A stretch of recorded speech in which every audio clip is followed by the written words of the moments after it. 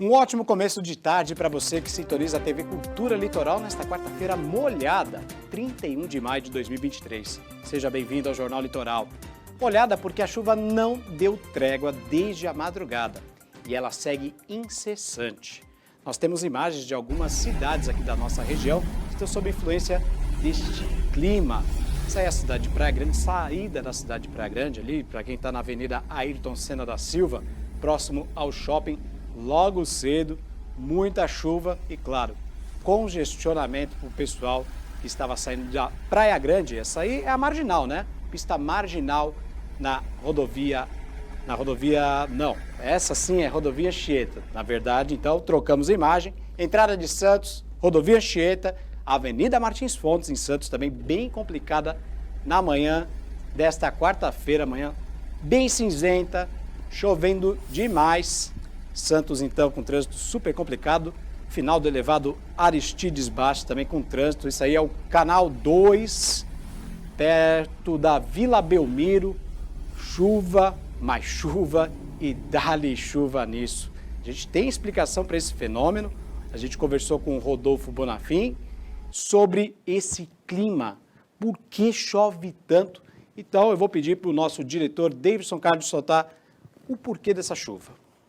A chuva realmente prevista para esta quarta-feira é essa aí, dia todo chuvoso, que alguns momentos, inclusive, poderá rolar algumas pancadas mais fortes em pontos isolados da Baixada Santista e também do litoral norte. Essa previsão é praticamente válida para todo o litoral, do sul ao norte do estado de São Paulo.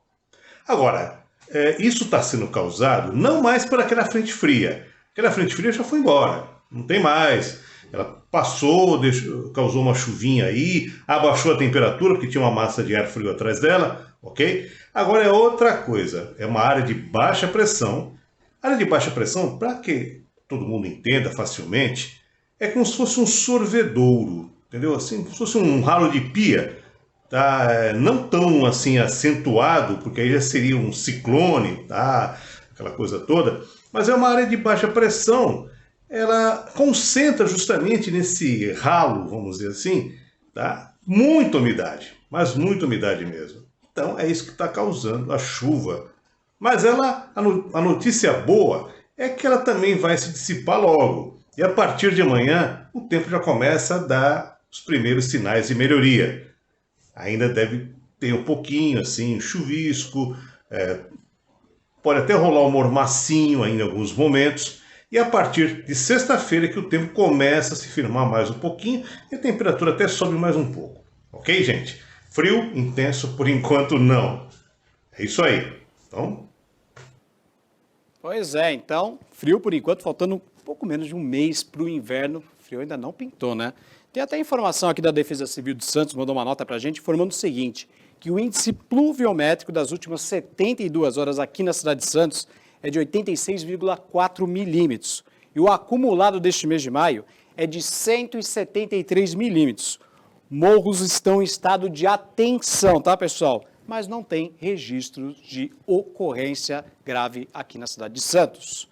Já que a gente está falando sobre chuva, vamos dar um pulo no meu telão aqui, para acompanhar como é que está o trânsito neste momento. O trânsito está bem complicado. Então, tela do sistema Anchieta Imigrantes. A operação em vigor, pessoal, é a 2x2. Câmera é essa. A operação, então, é a 2x2, atualização meio-dia e 38. Por que essa operação está em vigor? Porque nós temos um acidente na rodovia dos Imigrantes. Então, a pista norte da Imigrantes foi fechada. Teve um acidente dentro de um túnel lá. Então, a rodovia foi completamente fechada e esse fluxo de veículos foi desviado para a pista norte da Via Anchieta. E aí está causando um enorme congestionamento na Padre Manuel da Nóbrega, na Cônego Domênico Rangoni e também na Via Anchieta para quem sai de Santos. Então, antes de ir para a capital, se informe, entre lá nas redes sociais da Ecovias, no Twitter, no Facebook, no Instagram e se informe. Manhã caótica, na verdade, horário de almoço caótico para quem está indo sentido capital. Teve um acidente na rodovia dos Imigrantes, dentro do túnel, a gente já está obtendo informações, então siga com calma e, se puder, dá um tempinho em casa e se informe melhor antes de encarar as rodovias aqui da nossa região. Vamos trocar de tela, vamos saber a situação das balsas. Travessia entre Santos e Guarujá, dia de chuva, também meio complicado, mas segundo o Departamento Hidroviário de São Paulo, 15 minutos de espera aqui do lado de Santos, 20 minutos do lado do Guarujá, é um tempo razoável. Neste momento nós temos 7 embarcações em operação na travessia entre as duas cidades. Tempo bom, né? Vamos então para outra travessia, indo mais ao litoral norte, travessia entre Ilhabela e São Sebastião. Também um tempo bem razoável, 30 minutos do lado de São Sebastião, do lado do continente, 30 minutos em Ilhabela. São 7 embarcações também operando no local. E agora sim, próxima travessia é Bertioga-Guarujá. 20 minutinhos de espera em Bertioga, 20 minutinhos do lado do Guarujá. Hoje temos 2 embarcações, geralmente é uma, hoje temos 2, então o tempo de espera é um pouquinho mais curto nesta manhã, tarde chuvosa de quarta-feira. Todas essas informações, travessia de balsas, você encontra lá no Departamento Hidroviário. Acesse o site www.dh.sp.gov.br e reforço. As rodovias da região hoje estão bem complicadas por causa de um acidente na rodovia dos imigrantes. Acesse lá as páginas, as redes sociais da Ecovias e se informe antes de encarar a pista, tá bom? Olha, são meio-dia e 57 minutos. Veja outros destaques do JL de hoje. Corrida pela solidariedade. Pai e filha percorrem 100 quilômetros pelas praias de Santos. Incêndio na ponta da praia deixa moradores assustados em Santos. E o desafio do peixe, que tem jogo decisivo pela Copa do Brasil. Tudo isso e muito mais no Jornal Litoral.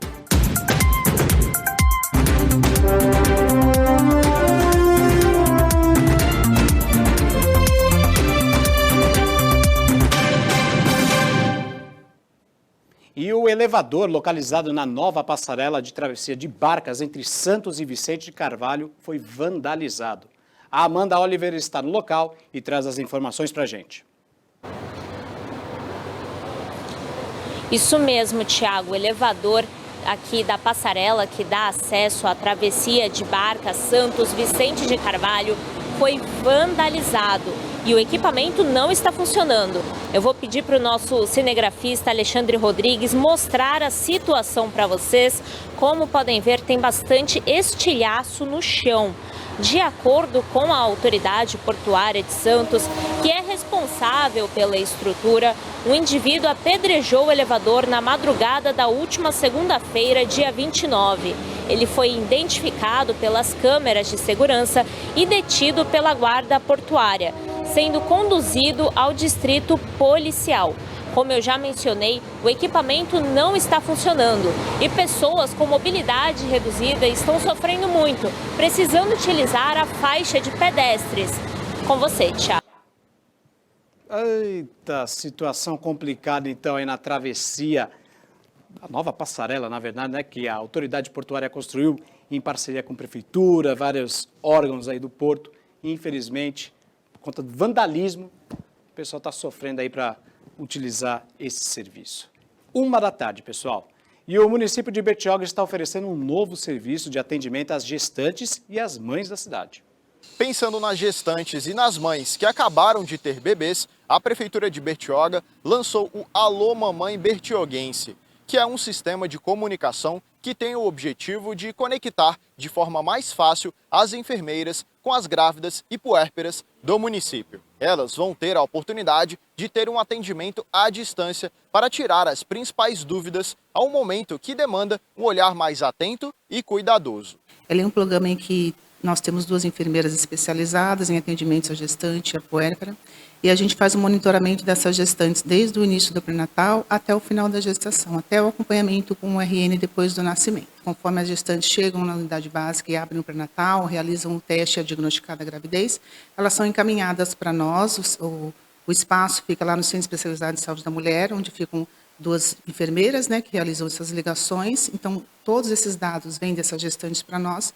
Nós planilhamos todas essas gestantes e fazemos as ligações para elas mensalmente, né, conforme o calendário do Ministério, no final da gestação, semanalmente. A gente tem algumas gestantes que têm bastante dificuldade de chegar as unidades por N problemas, né? Às vezes por falta de dinheiro, financiamento mesmo, né? Financeiro, às vezes a distância, ou às vezes porque elas acham que é só mais uma gravidez, né? Através desse programa a gente consegue informar ela da importância delas estarem indo, né, até as unidades, da importância de cada consulta, de não perder os exames, de realizarem as ultrassons, né? Que é através dos exames, das consultas frequentes que a gente consegue detectar algum problema. Às vezes a gravidez no início ela está tudo bem, no meio do caminho dá um problema. Fazendo esse monitoramento dela, a gente consegue a tempo detectar e evitar que aconteça o pior no final da gestação. Para participar do programa, é bem simples. As interessadas precisam passar em um atendimento nas unidades municipais. Se os profissionais de saúde constatarem que o caso precisa de um acompanhamento mais individualizado, aí o agente de saúde vai inserir a gestante ou puérpera no Alô Mamãe Bertioguense. A Adriana, grávida de 7 meses, já pode se candidatar ao programa. Facilita a vida da gestante, às vezes gestante que está com pressão alta, que não dá para ficar saindo o tempo todo, que está em casa debilitada, mandar só um WhatsApp facilita a vida de todo mundo. Antes do programa, a gente precisava marcar uma consulta para você passar pelo médico para você tirar uma dúvida. Aí, todo cuidado com as mamães e puérperas de Bertioga. 1h02 e com o objetivo de promover a solidariedade, pai e filha correram uma distância de 100 quilômetros pelas praias de Santos. O evento contou com um grande suporte de segurança e saúde. Percorrer 100 quilômetros não é para qualquer um.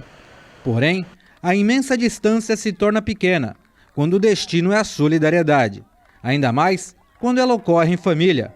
Atletas profissionais, Romeu Cândido e Bianca Loureiro são pai e filha. E ao descobrirem o trabalho da Associação Beneficente de Assistência Social Excepcional, a ABASE, decidiram ajudar a instituição. Meu pai criou esse projeto há 5 meses atrás e desde lá a gente se empenhou muito para fazer com que ele desse certo, tanto nos treinamentos como em toda a parte burocrática para construir esse evento. Decidimos fazer esse desafio como pano de fundo apenas para chamar atenção para uma instituição chamada ABASE, que toma conta, que cuida de idosos e de adultos com deficiências múltiplas e estão passando por necessidades realmente. Quando a gente sabe que a gente consegue transformar vidas através da assistência social, é motivador. Então foi isso que motivou aí os 100 quilômetros da Bianca e do Romeu, levando o nome da base, Corra para a Base, para todo mundo. Uma corrida onde a disputa e a competição deram lugar para a solidariedade. Apesar da prova ter tido apenas 2 corredores, os grandes vencedores são mesmo os 42 assistidos da base.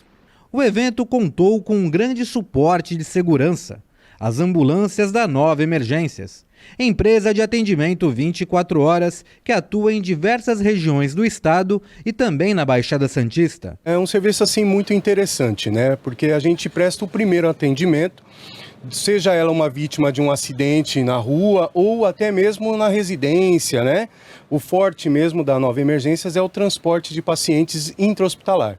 Ou seja, ele sai de um hospital e vai para o outro numa transferência ou para a realização de exames. Sejam eles pacientes de baixa, média ou de grande complexidade. Tem os médicos também que nos acompanham, Enfermeiros, técnicos e os socorristas que estão também um pessoal muito preparado aí. Estavam de prontidão durante todo o trajeto, que se estendeu por um percurso de 10 voltas entre o emissário submarino e o aquário municipal. A gente ficou muito, muito feliz em contar com todos os nossos apoiadores, principalmente com os nossos staffs, para fazer com que esse dia fosse especial e desse certo. Foi melhor do que a gente esperava. A gente está muito, muito, muito feliz e grato com todas as pessoas que ajudaram, que levaram suas doações e que fizeram com que esse dia ficasse marcado na história da ABASE. Oh, que bacana, bela iniciativa, pessoal? 1h05, está na hora do nosso quadro Educação Financeira.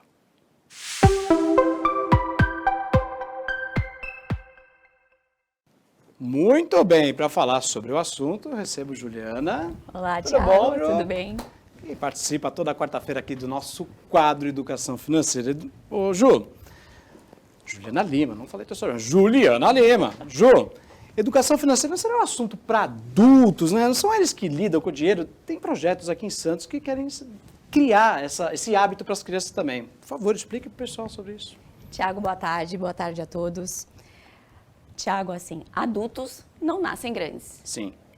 E nós, humanos, somos a espécie que mais demora para evoluir. A gente precisa de disciplina, a gente precisa de muita informação simples e totalmente contextualizada no nosso dia a dia. E se a gente conseguir inserir esse tipo de informação com os nossos jovens e os nossos adolescentes, com certeza vamos criar adultos com muito mais capacitação nesse segmento. Hoje o projeto, a gente já tem um projeto federal que foi lançado em julho de 2021, tá? Que busca, o projeto ele visa capacitar 500 mil professores, né, num período de 3 anos. E esses professores vão disseminar essa informação, que é a situação que eu falei na semana anterior, a gente precisa massificar. E nas escolas do ensino médio e fundamental, a gente pode alcançar até 25 milhões. 25 milhões? É isso mesmo? 25 milhões. E assim, é a forma que a gente tem de entrar na casa das pessoas, né? Talvez o movimento deveria ter sido o inverso, né? Dos pais para os filhos, mas talvez a gente consiga melhorar fazendo exatamente o inverso. Oh, com certeza. E aí até uma questão assim, as pessoas me questionam, Juliana, mas como é que a gente pode inserir isso? Como é que isso vai ser inserido, né? De uma forma nas escolas? Bem simples. Todos os professores que vão receber a capacitação, eles podem, dentro das matérias que eles já estão atuando, seja português, seja matemática, seja história, eles já vão conseguir inserir alguns exemplos.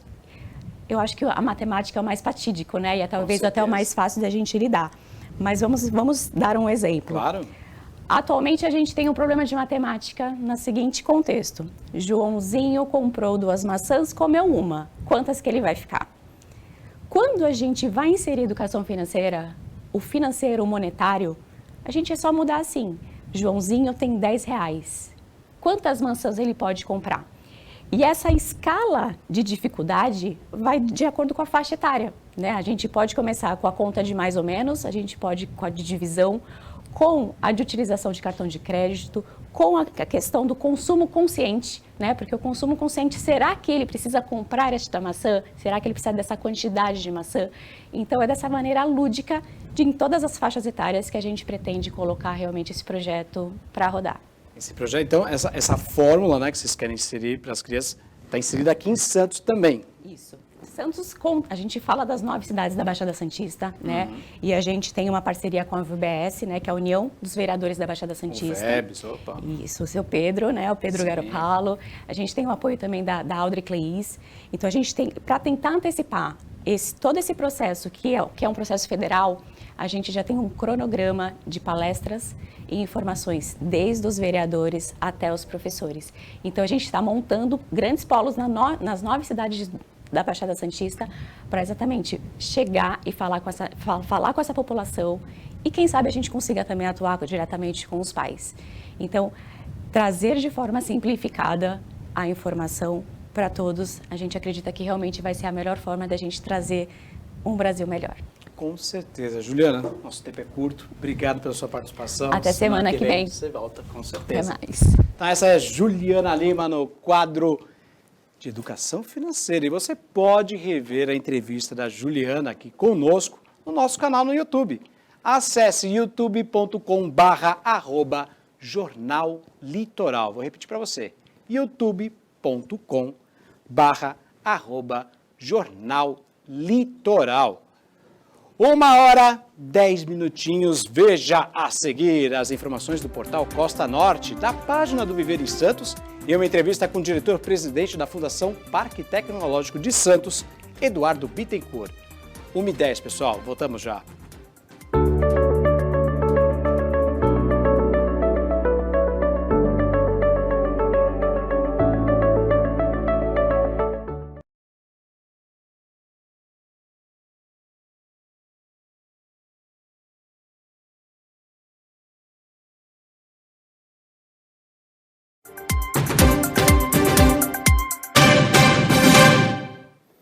Estamos de volta com o JL ao vivo para você, agora são 1h12.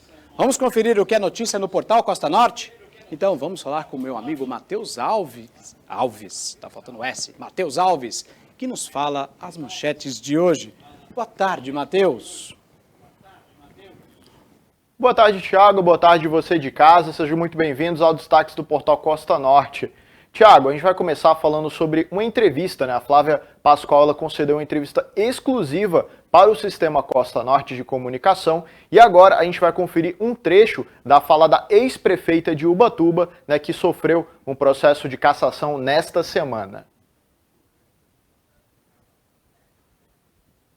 O que houve, na verdade, foi uma denúncia infundada, mentirosa e trapaceira, na verdade, porque, pelo que a gente escuta, houve um conluio entre o vice-prefeito e os vereadores para criar uma cortina de fumaça e solicitar uma comissão processante para o nosso mandato, para a minha pessoa, no caso, prefeita. Então, é uma cortina de fumaça, na verdade, para estabelecer o golpe de tomar o poder a qualquer custo. Não foi feito compra da prefeitura com padaria, não. Foi o que ocorreu, foi uma empresa que ganhou a licitação e ela foi na padaria e comprou R$ 4.500 de pão. E esses R$ 4.500, quando eu tomei conhecimento, eu suspendi o lote, então nem foram pagos. Eu fui cassada sem dano, sem dolo, sem crime, sem nenhuma das testemunhas indicar que houve direcionamento da prefeita. Foram várias testemunhas que foram ouvidas. Perfeito. E mais detalhes, né, dessa entrevista da Flávia Pascoal você pode conferir nas redes sociais da TV Cultura Litoral. Agora é aguardar aí o julgamento, né? Foi empichado pela Câmara, aí cabe um processo, tem que aguardar. Próximo destaque, Matheus. Exatamente. Bom, Tiago, agora a gente vai falar sobre segurança. Vamos para o Guarujá, litoral da Baixada Santista, né? Guarujá está recebendo agora uma ajuda, né, na segurança, né, especificamente para a tropa de choque. Essa informação foi confirmada pela própria Polícia Militar, né, que recebeu, né, pedidos da própria Secretaria de Segurança de Guarujá por conta do alto índice de assaltos seguidos de mortes que foram registrados nos últimos dias. A gente ainda não tem um número exato de agentes que vão ser direcionados para Guarujá, ainda não foi informado, mas mais detalhes sobre essa ação em conjunto da Prefeitura e da Polícia Militar, a gente vai trazer sim aqui no Portal Costa Norte. O reforço do policiamento lá no Guarujá está precisando, não apenas lá, na Baixada toda, né? Próximo destaque, Matheus.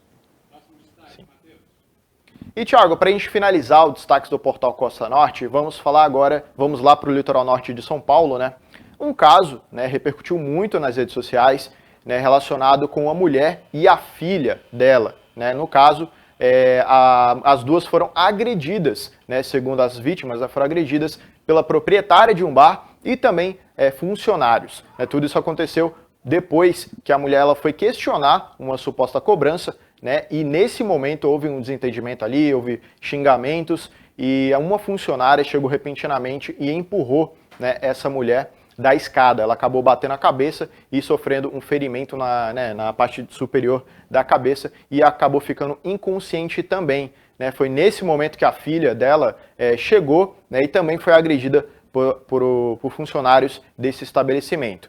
Né, o lado que foi acusado, né, no caso da proprietária e dos funcionários, ainda não se pronunciaram oficialmente, né, mas eles devem sim prestar um depoimento para a Polícia Militar, né, para ter esclarecimentos sobre esse caso. Novos capítulos desse acontecimento a gente vai trazer aqui no destaque do Portal Costa Norte. Perfeito, Matheus. Que história, hein? Que história. Obrigado. Até amanhã.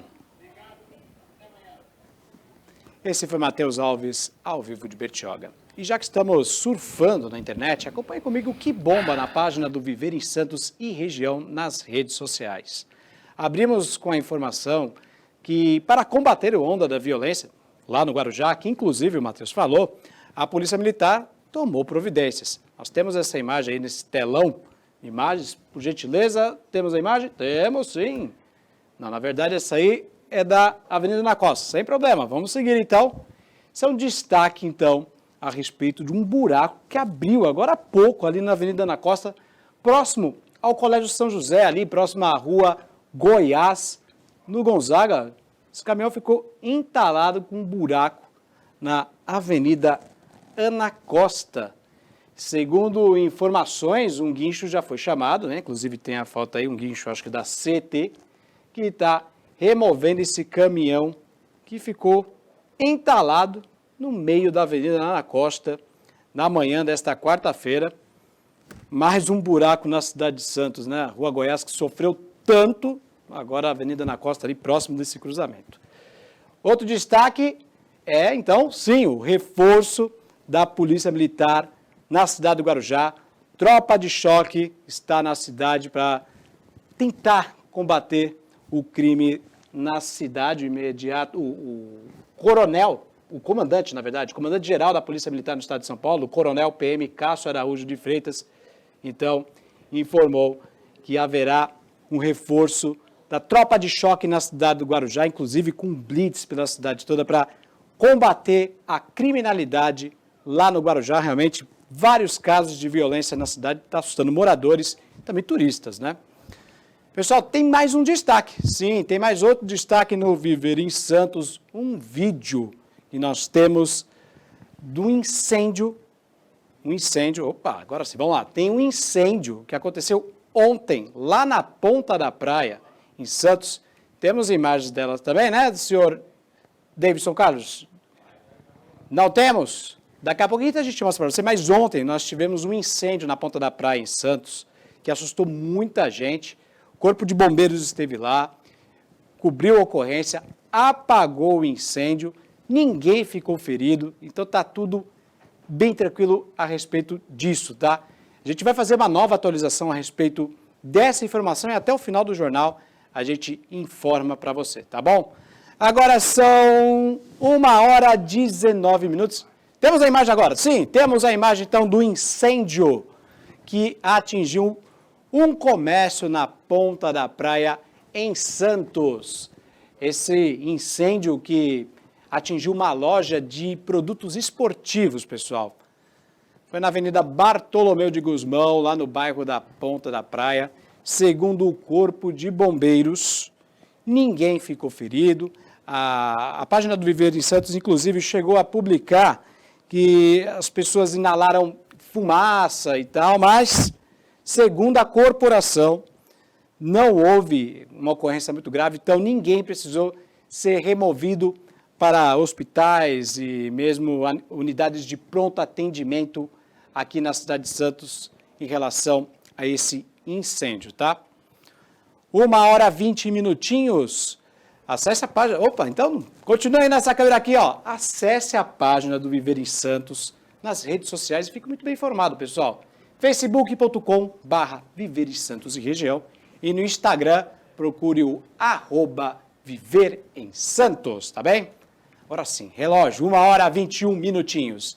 E você conhece o trabalho da Fundação Parque Tecnológico de Santos? A instituição promove uma série de atividades aqui na cidade. Para falar um pouco mais sobre esse assunto, estou ao lado do presidente e diretor da entidade, Eduardo Bittencourt. Tudo bem, Eduardo? Tudo bom, Thiago? Obrigado pelo convite. Opa, prazer é todo nosso. Eduardo, quais serão os principais verticais de aplicação de tecnologia que o senhor pretende desenvolver no Parque Tecnológico, né? O senhor entrou agora em abril, né, à frente da instituição. Boa tarde mais uma vez. Isso aí, obrigado. Boa tarde para todo mundo que também está em casa aí nos acompanhando. Para mim é uma grande honra, um grande prazer, né? Estar agora na frente da Fundação Parque Tecnológico de Santos. Sábado eu completei 45 dias. Né? 45 dias? Isso. Minha primeira experiência agora é como um gestor público, então a gente está trazendo toda a expertise, toda a experiência que vivi no mundo privado para a questão do setor público. Então, sim, verticais, a gente vai trabalhar muito o que é as vocações da nossa região, né? Então a gente não pode deixar de considerar a importância que o nosso porto tem aqui na nossa região. A gente vai atuar muito forte trazendo tecnologias e inovações, conectando, né, as grandes empresas, os empreendedores, as universidades e como que o setor público pode ser esse facilitador. Então, além do porto, lógico, cidades inteligentes é uma pauta que a gente também não pode deixar de fora, toda essa relação porto-cidade, né? Não só a questão de tecnologia, mas pessoas, acesso, diversidade. Então isso vai ser uma pauta muito forte nossa. A questão de saúde, mas muito atrelada à longevidade, o esporte, o bem-estar, toda essa parte também não só hospitalar que a saúde envolve, né? E a construção civil, né? A gente tem grande desenvolvimento aí de empresas na região, então toda a parte de arquitetura, construção civil, condomínio, também vai ser uma frente muito forte que o parque vai atuar. Leonardo, eu te chamei de senhor, mas me perdoe. Não posso chamar de senhor, porque você tem 32 anos, 32 anos, isso. Leonardo, 32 anos à frente da presidência aí do Centro Tecnológico. Agora, o Parque Tecnológico tem colaborado com empresas, empreendedores locais, né? Estimando, né, o espírito empreendedor e disseminação do conhecimento dessas pessoas para que possam desenvolver isso no mercado, não é isso? Que a gente é um grande facilitador, né? Esse mundo de inovação, de tecnologia, apesar de ser algo novo, né? É algo que as empresas já entenderam que não dá para ficar de fora. Certo. E o Parque Tecnológico, ele tem justamente esse intuito de facilitar as coisas, porque a gente entende também que uma empresa há 20, 30, 40, 50 anos no mercado, muito tradicional, às vezes ela não tem a agilidade, o entendimento. E às vezes fica até enraizada com aquela Exatamente. cultura, né? E do outro lado, a gente vê jovens empreendedores, às vezes na faculdade, ou que não tem acesso à faculdade, mas que tem uma ideia, quer fazer uma diferença no mercado, quer resolver um problema, a gente fala muito de resolver uma dor, e essas pessoas, elas podem fazer essa aproximação, né? Então o Parque Tecnológico é justamente um ente desinteressado comercialmente, mas interessado no fomento que isso dê certo. Então é justamente ali aquele porto seguro, tanto para os empreendedores quanto para os empresários, como é que eles se relacionam e junto eles se ajudam, né? Então esse é o nosso papel. Inclusive, a próxima pergunta é a respeito do trabalho de vocês com outras instituições, por exemplo, o Sebrae. Nesse final de semana, vocês fizeram até um evento de startup, né? Sim. Inclusive a TV Cultura esteve lá, cobriu o evento. Queria que você falasse para pessoas esse trabalho, essa parceria com o Sebrae e outras instituições, enfim. O Sebrae, historicamente, é um dos maiores parceiros do Parque Tecnológico, né? Tem por objetivo também fomentar o empreendedorismo, né? Que é um dos grandes pilares do Parque Tecnológico. E assim como o Sebrae, a gente já tem conversado com Fundação Senep, as faculdades são todas conveniadas também ao Parque Tecnológico. Então, como é que a gente atua junto, né? Não cada um fazendo talvez um projeto isolado, e sim a gente trabalhar em coesão de uma forma única. Então, esse tem sido o papel do Parque. Como é que a gente traz, além do Sebrae, outras instituições, e a gente faz uma coisa que realmente vai impactar a sociedade e deixar um legado, né? Então, eu vinha fazendo essa mudança do privado para o público com esse desejo de deixar um legado. E acho que a Fundação Parque Tecnológico, ela tem toda a possibilidade para a gente conseguir consolidar isso aí. E o evento de sábado lá da startup, qual foram as suas impressões? A gente acabou, como Parque, a gente foi um dos painelistas, né? A gente participou, e foi o que foi muito bacana, mais de 100 pessoas participaram, pessoas novas, que não de idade, mas que não tinham acesso a esse conteúdo. Então, acho que esse é o espírito, a gente conseguir levar a mensagem a novas pessoas que não conheciam disso, e lá a gente teve a oportunidade de juntar empreendedores que já estão num estágio mais avançado, levantaram milhões ou vendendo suas empresas por milhões de reais, e empreendedores começando, né? E é essa troca que a gente vê como muito valiosa, porque quem passou já por uma jornada e está vendo ali um jovem empreendedor começando, uma dica, um caminho, às vezes um acesso, vale mais do que qualquer coisa. Então, acho que esses eventos é muito bom porque a gente aproxima cada vez mais. Como é que funciona a estrutura física do prédio do Centro Tecnológico? O pessoal passa ali na frente, fica de olho. Explica para o pessoal. A gente tem uma feliz notícia que as obras de equipamento, de equipagem do prédio, elas já estão iniciadas de forma bem aceleradas, né? A gente tem uma previsão agora no segundo semestre de já estar com 4 andares equipados. A gente tem 7 mil metros quadrados ali na Henrique Porchat, número 47, a gente fica no centro de Santos. E o intuito é justamente isso, é um espaço com uma mistura de salas fechadas, pequenas para reuniões, salas um pouco maiores, para também convenções, alguns centros de estudo e posições, a gente chama muito de posições compartilhadas, que são um espaço realmente aberto para que empreendedores venham, se conectam, tente fazer o seu negócio dar certo, e o parque vai dar todo esse suporte, não só de estrutura física, que é o que a gente está falando aqui, mas também a questão de metodologia, contato com investidores, contato com empresas prestadoras de serviço ou contratantes. Então, é justamente esse espírito, usar o prédio, sim, para ser um hub de conexão, né? Mas se preocupar não só com essa parte de estrutura física, mas também com conhecimento. Eu falei até da estrutura física, porque eu acabei nem falando local, mas é ali no antigo Colégio Santista, ainda é Colégio Santista, é o Colégio Marista de Santos, né? Eu estudei lá, inclusive, e aí, toda vez que eu passo ali pela Henrique Porchat, né, pela Rua da Constituição, a gente vê aquele prédio muito bonito que vocês estão construindo lá do Centro Tecnológico.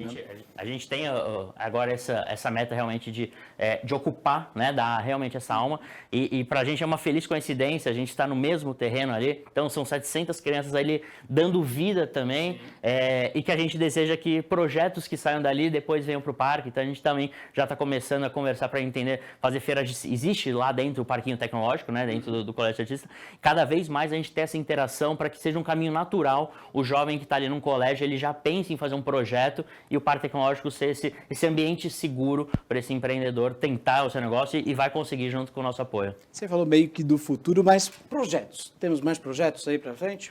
Hoje a gente já tem algumas empresas incubadas, mas a gente está realmente abrindo esse leque, né? Assim como um dos termos de cooperação que a gente está conversando com a Fundação Senep, a Autoridade Portuária, para desenvolver um centro de referência à economia azul, né? Foi até a pauta que a gente falou no evento, porque entendemos que realmente as grandes fundações, as faculdades, a gente tem que trabalhar de forma conjunta. E numa outra parte, a gente está conversando também com o setor privado, né? Eu sempre falo, eu pela primeira vez agora estou no público, estou entendendo também isso, a gente precisa ter uma preocupação a mais, porque a gente está lidando com dinheiro que é do público, então tem todo um arcabouço que a gente precisa respeitar, mas como é que a gente também traz agilidade nos processos e atrai o setor privado para atuar ali. Acho que a inovação, ela necessita de velocidade, né? Então, o que a gente está trabalhando forte é como a gente não burocratiza e sim facilita que as coisas aconteçam e aconteçam na nossa região. Pô, que maravilha, Eduardo. Baita iniciativa, parabéns. E a casa está aberta aí para divulgar mais trabalho de vocês, tá bom? Eu que agradeço. Se puder deixar aqui também o contato pessoal. Claro. Né? As nossas redes sociais a gente está começando agora, então também é uma das primeiras atitudes nossas. A gente começou o nosso Instagram, @ParqueTecSantos.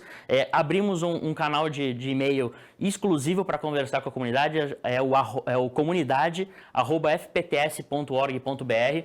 Eu tô pessoalmente, inclusive, lendo esses e-mails, porque a gente quer entender quem na região tem projeto, quem tem ideias e como a gente pode agregar isso para o desenvolvimento da região. Perfeito, Eduardo. Parabéns mais uma vez. Obrigado pela sua participação. Obrigado, Thiago. Obrigado a todo mundo em casa. E para você rever todos esses endereços, página na rede social, e-mail, contato, você vai conseguir rever isso tudo. A entrevista do Eduardo Bittencourt estará disponível no nosso canal no YouTube daqui a pouquinho. Acesse youtube.com/Jornal Litoral. Vou repetir novamente. Repetindo, youtube.com/Jornal Litoral. Agora são 1h30. Veja a seguir as notícias do Santos Futebol Clube, que encara o Bahia pela Copa do Brasil. Não sai daí, a gente volta já.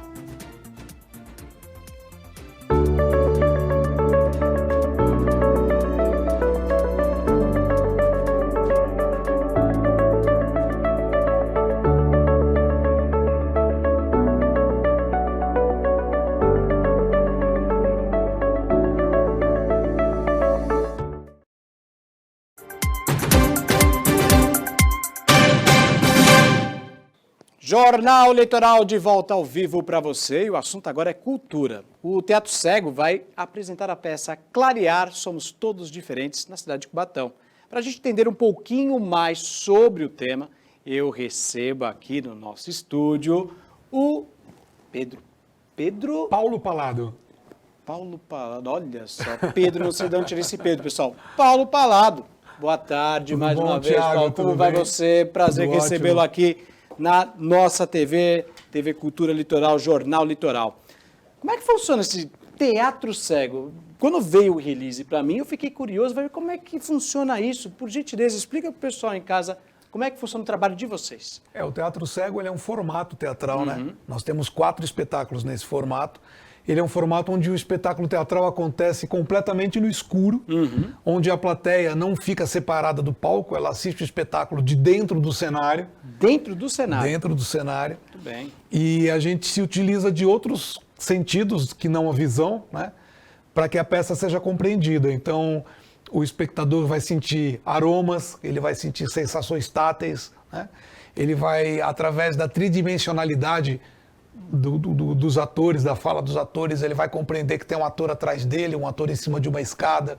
Então é um convite realmente a se utilizar de outros sentidos para compreender uma peça de teatro. E a partir do momento que esse espetáculo acontece completamente no escuro, a gente conta com pessoas com deficiência visual, com atores e com pessoas da produção também. Então nós trabalhamos também incluindo pessoas com deficiência visual no nosso elenco e na nossa produção. Agora, Paulo, como é que surgiu essa ideia? Na verdade, o Teatro Cego é uma ideia que surgiu na cidade de Córdoba, na Argentina. A gente já trabalhava, eu e o Luiz, que é meu irmão e meu sócio, a gente já trabalhava com teatro em São Paulo. E o nosso teatro sempre teve uma queda para essa questão inclusiva, social. E quando eu fiquei sabendo que isso existia na Argentina, eu fui até a Argentina para assistir, você foi até a Argentina fui lá para para conhecer. E ficamos apaixonados pela ideia. Nós não somos aqui uma filial, né? A gente nem sabe exatamente como eles trabalham tecnicamente lá, mas a ideia de fazer uma peça completamente no escuro surgiu desse teatro da Argentina. E a gente trouxe para o Brasil e já estamos aí há 11 anos fazendo teatro cego. Né? 11 anos. E aí vocês vão fazer uma apresentação aqui em Cubatão, é isso? Exatamente. A gente vai fazer agora dias 5, 6 e 7 na Estação das Artes, em Cubatão. Nós vamos fazer 6 apresentações para escolas municipais de um espetáculo nosso que se chama Clarear para a Juventude. Os nossos espetáculos teatrais, eles são espetáculos, textos teatrais levados para o teatro. E o Clarear é um espetáculo onde a gente procurou o próprio tema do espetáculo ser um tema sobre a inclusão. Então é um espetáculo que fala sobre 4 jovens que vivem numa mesma república e que temos uma pessoa com deficiência visual, um com deficiência auditiva, temos uma torcedora fanática do grande Real Cubatense. Real Cubatense, olha e temos um argentino, que a gente brinca que é uma língua muito parecida com a nossa, mas que está sempre... que existem algumas confusões. Esse espetáculo, além de acontecer no escuro, o tema dele fala sobre a questão da inclusão, da convivência, né, de pessoas com algum tipo de deficiência. E a gente fez uma adaptação para um público um pouco mais jovem, nesse projeto que a gente tem agora. Aliás, qual a idade das crianças? É de 11 a 16 anos, 11 a mais 16 ou menos. Anos. De 11 a 16 anos. E são quantas crianças? São 480 crianças? A gente vai fazer 6 espetáculos para aproximadamente 80 crianças. Isso. Vamos chegar aí quase 80 crianças e adolescentes assistindo o espetáculo. Essa peça especificamente, além de Cubatão, ela já rodou outros lugares do país. Sim, já fizemos, a gente fez uma temporada ano passado, rodou o Brasil com um outro espetáculo nosso, que é um outro olhar. E o Clarear a gente também já fez em bastante lugares, mas é a primeira vez que a gente está fazendo direcionado exclusivamente para a escola, para jovens e adolescentes, né? Uma curiosidade, claro, tem a participação do pessoal, você está falando que o pessoal se envolve literalmente na peça. E os atores que estão habituados com aquela coisa de ficar no palco e tal, é diferente para eles? Como que eles reagem a isso? É bem diferente. Nós temos atores com deficiência visual e atores videntes, enxergantes, né? Exatamente. Exatamente. Esse termo que eu sabia. A gente faz questão de nunca fazer espetáculo nenhum só com atores com deficiência visual, porque a gente não quer fazer um espetáculo de cegos. A gente quer fazer um espetáculo de integração. Então é muito interessante, já começa essa integração no trabalho do ator, de você pegar um ator que está acostumado a trabalhar no palco enxergando, né? E jogar ele na escuridão. Então é um trabalho realmente para os atores, um trabalho bem, bem complicado de fazer esse mergulho. Mas é muito bacana. Já começa daí a inclusão e a integração, né? Você está com os encartes na mão? O que significa esses encartes? Isso aqui... esse projeto que a gente faz é um projeto que ele engloba todo esse trabalho do teatro, das crianças irem assistir o teatro. Então, essas crianças, nós vamos mandar ônibus para essas escolas receberão ônibus, as crianças vão ser levadas para o teatro com alguns professores e alguns monitores. Após a peça de teatro, existe uma pequena palestra que fala um pouco a respeito da inclusão, e a gente tem esse material que a gente fez, que é um gibi, né? Esse gibi, ele é com os personagens da peça. Esse gibi é uma historinha que se passa 1 ano depois da data em que a peça está acontecendo, né? A história está acontecendo. Cada criança que assistiu o espetáculo ganha um gibi, e cada professor que for até lá ganha essa cartilha, que é uma cartilha que trata das cenas da peça, dos acontecimentos da peça, para serem discutidos em sala de aula com os alunos, em cima de diretrizes que existem. Cada um para o segmento, né? Exatamente. Crianças e professores. Poxa, em cima de diretrizes que... Né? Isso aqui é um projeto, é importante falar, um projeto que está sendo realizado através da Lei Rouanet. A gente está sendo patrocinado pela NTS, que é uma empresa que atua muito fortemente aqui em Cubatão.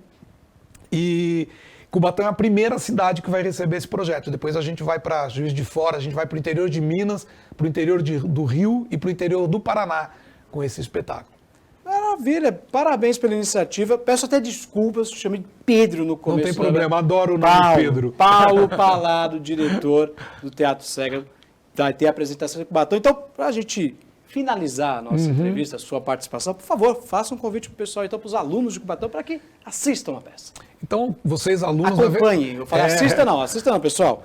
Acompanhem a peça. Isso. Sintam, no tato, cheiro, paladar, tudo. Exatamente. Por favor. Deixando bem claro aqui que esse espetáculo não está aberto para o público em geral, são escolas que já foram contactadas e a gente quer não ver você lá com a gente para assistir, para sentir o nosso espetáculo. Então, bem-vindo, Cubatão, ao nosso roteiro de espetáculos aqui. Poxa, obrigado mais uma vez pela sua participação. Tiago, muito obrigado. Obrigado muito pelo espaço. Maravilha. Teatro Segue, então. Ó, a entrevista do Paulo Palado estará disponível daqui a pouquinho no nosso canal no YouTube. Acesse youtube.com/Jornal Litoral. Repetindo, youtube.com/Jornal Litoral. Não perca a entrevista. Teatro Cego, companhia teatral. Bem bacana o trabalho deles, né? Dia movimentado aqui em Santos, vários entrevistados e também dia super acelerado para a equipe da TV Cultura Litoral e para o pessoal do portal Costa Norte. Dia do desafio, nós temos imagens dessa corrida maluca, dessa correria aqui na nossa redação e também em Bertioga. Cadê as imagens, Davidson Carlos? Olha aí o pessoal em Bertioga.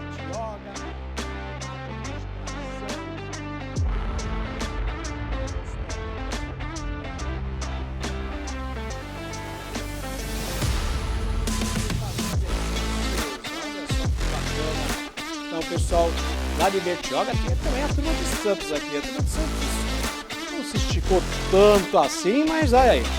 Murilo Tauro e o Noronha, o pessoal do Resenha Santista, fazendo o dia do desafio também ser feito aqui em Santos. Então, parabéns a todos que participaram desse evento aí tão importante. Tá certo, pessoal? E dessa forma a gente encerra a edição de hoje. Reveja o nosso conteúdo no youtube.com/Jornal Litoral e as notícias da nossa região estão no costanorte.com.br. Vem aí a opinião com Paulo Roberto Schiff. Uma boa tarde e até amanhã.